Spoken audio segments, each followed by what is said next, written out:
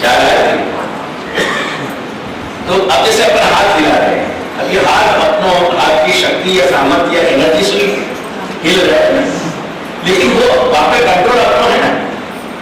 जब अपने शरीर पे अपना कंट्रोल नहीं रह पावे अपनी स्नायु तंत्र पे, तब डॉक्टर लोग एनालाइज करें कि या तो पार्किंसन सिंड्रोम है या एल्जाइमर सिंड्रोम है। क्या है? यानी जब सारों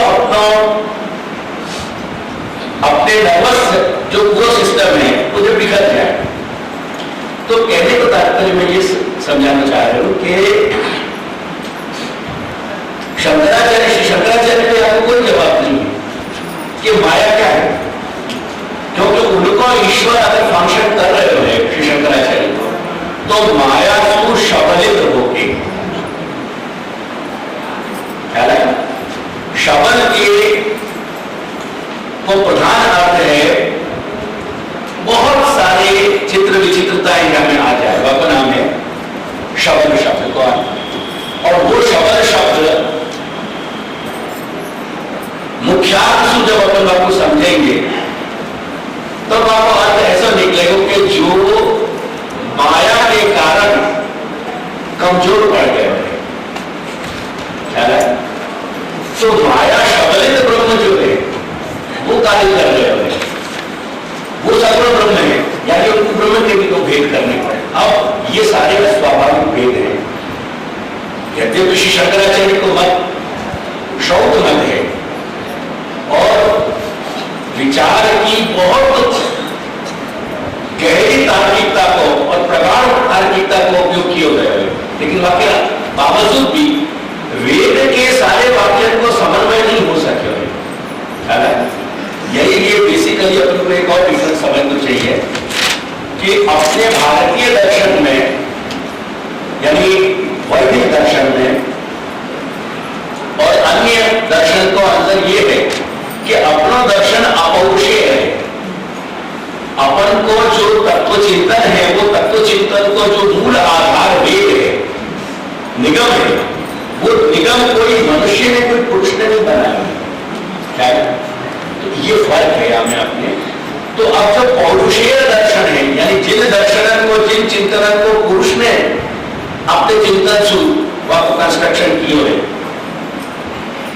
आज विदेश के बहुत बड़े बड़े विद्वान हैं, ऐसा नहीं उनके पास माथे की कमी है, लेकिन माथे की कमी नहीं होने के बावजूद वो जगत के वास्तविकता को तात्पर्य बराबर घटन नहीं कर पा रहे, बाबू बराबर नहीं कह पा रहे।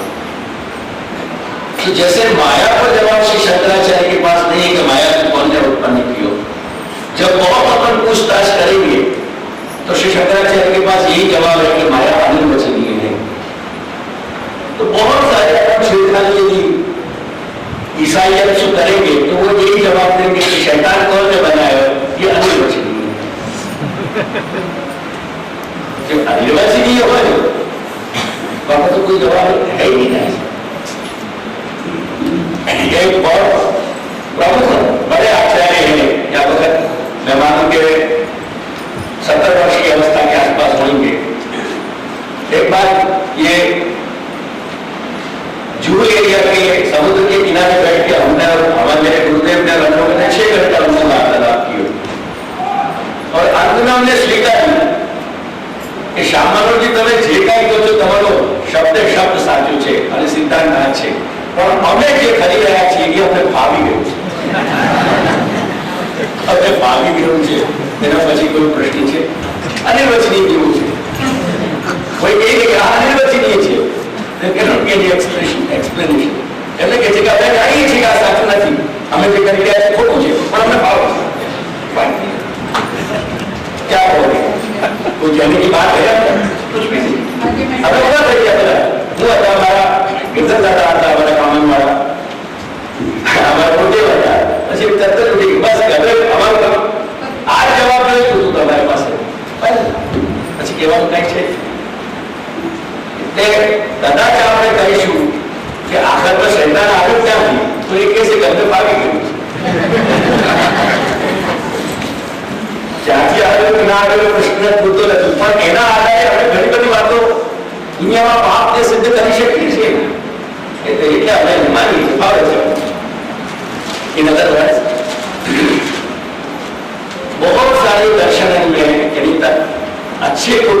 चिंतन में भी कुछ कुछ जो कड़ी है वो कड़ी मिसिंग है, और जो मिसिंग लिंक्स हैं उन मिसिंग लिंक्स के कारण ही उनके चिंतन में जो प्रौढ़ता आनी चाहिए वो प्रौढ़ता नहीं आ पा रही। ये तक अब जैसे सांख्य दर्शन है, लेकिन पंडित जी चर्चा कर रहे तो सांख्य दर्शन में कितने जगत यानी अनंत कोटि ब्रह्मांड के पॉसिबल जो एलिमेंट्स है उन एलिमेंट्स को गिनती कर दी। यदि उनकी गिनती करने के कारण, गणना करने के कारण उनको सांख्य फैल जाए। और वैसे भी अगर आप संस्कृत कोश में देखें तो पंडित शब्द के जो पर्यायवाची हैं उनमें एक संख्यावान शब्द समानार्थक जो है, पंडित के जो पर्याय सिनोनिम्स है पंडित शब्द के, उनमें एक संख्यावान शब्द है।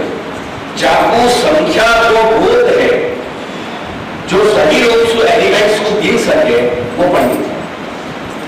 क्या रहा है? तो बाद में उन्हें गिनती नहीं, लेकिन अंततः तत्वा ये गुण कहां से जन्म रहे हैं? सत्व रज तम, प्रकृति की ये 3 गुण हैं, और इन तीनों की जो विषम अवस्था है वो सृष्टि की अवस्था है। ये सांख्य मत है। उनकी सम अवस्था जो है वो सम अवस्था में सृष्टि नहीं है, लेकिन जहां उनकी विषम अवस्था आ गई, वो विषम अवस्था कैसे आई? तो यहां पर उत्तर को दे रहे हैं कि पुरुष में प्रकृति में देखनी, जैसे अपन दर्पण में देखें और दर्पण में अपन को अपनी चलती फिरती चेष्टा नजर आने लगे, ऐसे पुरुष ने प्रकृति को देखो, हेंस प्रकृति को इक्विलिब्रियम जो है तो जो संतुलन है तो वो इक्विलिब्रियम डिस्टर्ब हो गया, पारा की तरह, जिसे पारा हो गया। तो इक्विलिब्रियम डिस्टर्ब होने के कारण सत्व रज और तम विषम अवस्था में आगे एक दूसरे से घट बढ़ गए, and hence the creation started. जैसे मॉडर्न फिजिक्स उदाहरण देता है, कहां अनिश्चितता है? मॉडर्न फिजिक्स, क्वांटम फिजिक्स की आज तक की जो प्रगति है वो ये मान रहे हैं कि at the beginning there was nothing, not even time, not even space. At one point एक बड़ा एक्सप्लोजन है, big bang, and hence with that big explosion time and space came into existence। और यहां पर वैज्ञानिक मान रहे हैं कि उनकी जो खोज भई है वो बिग बैंग के ऑलमोस्ट 10-11 सेकंड के आसपास वो पहुंच गए हैं, या तो ज्यादा प्रूव करेंगे तो शायद आप आगे जान सकेंगे, ऐसे वो मान रहे हैं। पर मैं ये कहना चाह रहा हूं कि बिग बैंग, वो कह रहे हैं कि बिग बैंग से समय यानी देश और काल की स्थिति अस्तित्व में आई। प्रश्न ये है कि बिग बैंग क्यों है? आपके पास या तो फिजिक्स पे कोई उत्तर नहीं है, क्या है? तो अगर बहुत अपन कोई बड़े फिजिसिस्ट को पूछने को प्रयास करेंगे तो वो फिजिसिस्ट अपन को यही कहेगा कि ये फेनोमेनन जो है वो अनिर्वचनीय। तो ये अनिर्वचनीय की बहुत बड़ी रेंज है और बहुत सारे दार्शनिक के पास यह उत्तर नहीं है। वैदिक यानी वेद प्रधान जो दर्शन है उनके पास यही जवाब है कि उनको जो ब्रह्म है वह सृष्टि अवस्था में भी कोई फर्क नहीं पड़े, और ज्यादा सृष्टि की अवस्था नहीं है बाद भी वो कोई फर्क नहीं पड़ेगा। या ये वेद के वचन बड़े विलक्षण हैं। वेद सब तो कही है कि सारा सब कुछ सब पदार्थ है, लेकिन वेद में ऐसे भी वचन हैं कि जब वेद बहुत छाती ठोक के स्वीकार है कि असत्वा अग्रहासी, यानी कोई की कहने की हिम्मत है कि असत पहले रखो। श्रुति भगवती श्रुति ये कह रही कि असत्वा अग्रहासी, मानो जो मान लो करें असत है, असत को मतलब भी घटाना पड़ेगा, पर असत कहने में भी वेद को कहीं कोई तकलीफ नहीं है। क्यों? क्योंकि असत या सत्य अंततोगत्वा दोनों ही विरुद्ध धर्माश्रयी ब्रह्म के ही पास आते हैं।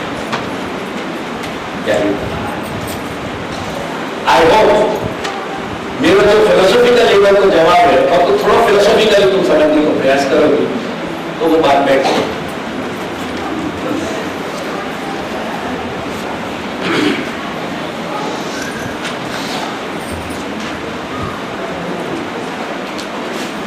मैंने जो प्रारंभ की अपने 4 दिवसीय सत्र को, वो यही समझाने की दृष्टि से मैंने प्रारंभ की कि अपूर्ण दृष्टि विचार दृष्टि कहाँ है और अपूर्ण विचार दृष्टि के कारण क्यों सही उत्तर नहीं आ पा रहे हैं, और पूर्ण विचार दृष्टि जो है वह पूर्ण विचार दृष्टि के मुख्यतया अपन जो 3 पासा वाक्य देखेंगे, आधिदैविक, आध्यात्मिक और आधिभौतिक, तो उन पाषाण के आधार पे देखो वही पढ़ाया हुआ है। हाँ, तो उन पाषाण के आधार पे अपन किया को एक संपूर्ण ग्राफिक जो वर्णन है, यानी संपूर्ण एक जो शब्द चित्र है, वो शब्द चित्र अपन किया को मिल सकेगा। यही सो अपन ने प्रारंभ करी। वह प्रारंभ के दरमियान अपन ने क्रमशः विदेश के भी कुछ प्रधान मत देखते हुए शिवालय दृष्टि को अपन ने कल देख लिया। अब वही मेरी जो रूपरेखा है, सिनॉप्सिस है, वह सिनॉप्सिस को अब ये 3रा चरण या वक्त अपन प्रारंभ करें। ये छोटा लेख जो है वो भी मेरे शुरू चरण पर ही लेख है, शुद्धाद्वैतवाद तथा अनुभाष्य की प्रस्तावना।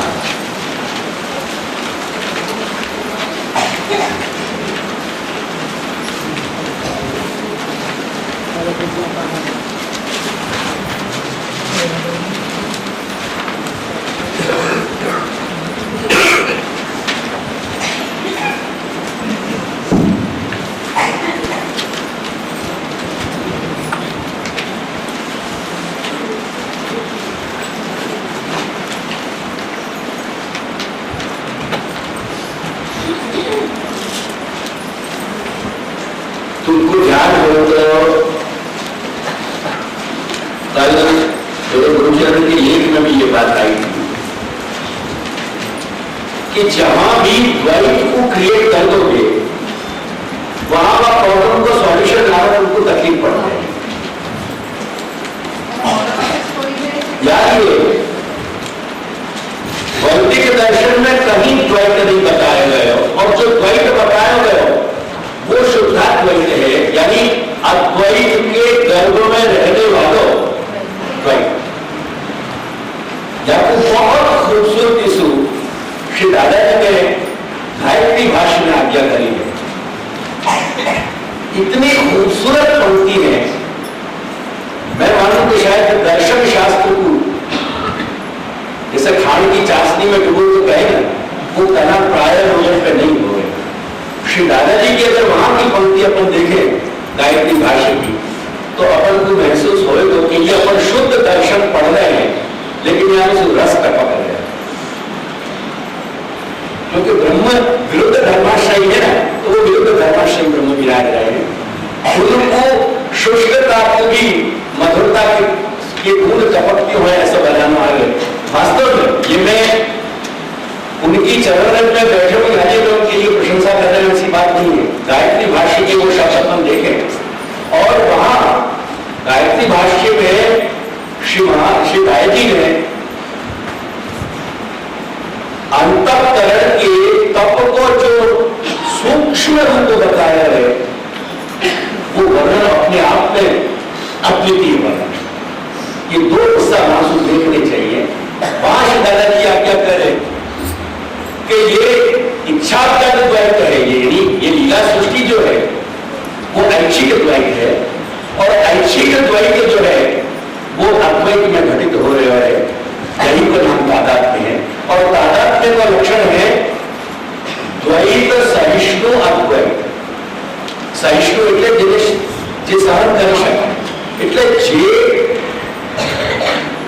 બે પ્રાણી દ્વૈતને સહન કરી શકે પોતાના ગર્ભમાં બહુ આનંદથી, એનું નામ શુદ્ધાત્મા। लेकिन जहां भी द्वैत आए तो बहुत तकलीफ खड़ी होगी। यहां की एक बात भी समझ में आ गई। देखो आगे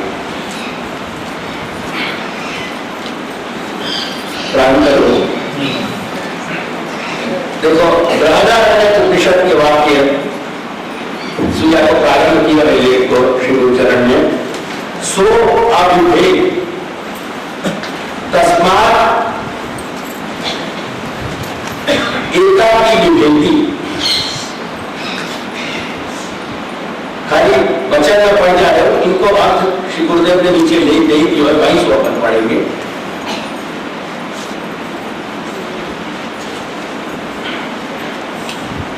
स अयम इक्षान चक्रे, वो सब मिलकर अक्षर जानिए।